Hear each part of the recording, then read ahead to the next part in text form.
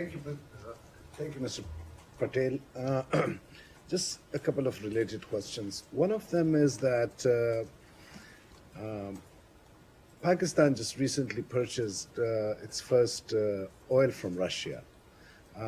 Your reaction to that? And second, now when we see that this whole war thing is not producing any good results, don't you think the U.S. should also adopt a different strategy A different strategy with on regard to Russia and Ukraine? Ukraine? Yeah, yes, Russia and Ukraine. And what would that different strategy be? Like a peace strategy? Got it. So I think an important thing to remember here, and I spoke about this a little bit last week, is that there is one country here trying to erase the borders of another.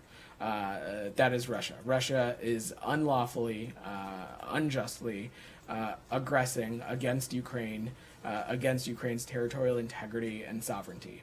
And so what the United States is going to do is continue to support our Ukrainian partners through humanitarian assistance, through security assistance, through energy assistance, and we're going to continue to hold the Russian Federation accountable through the ways that we have done, through sanctions, through export controls. On the purchase, Pakistan's purchase of Russian energy, look, each country is going to make its own sovereign decisions as it relates to its energy supply.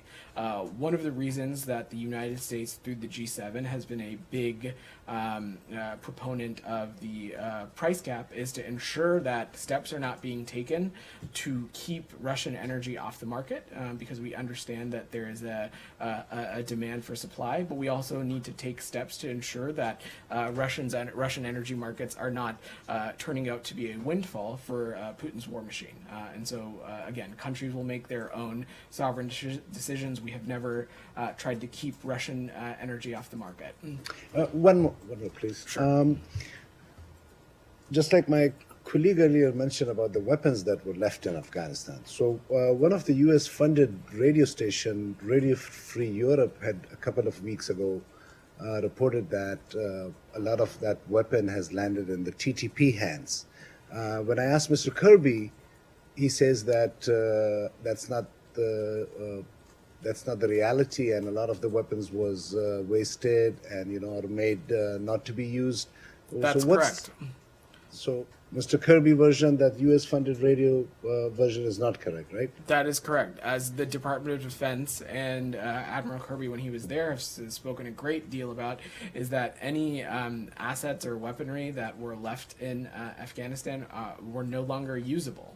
So this is something this administration has spoken to a number of times before.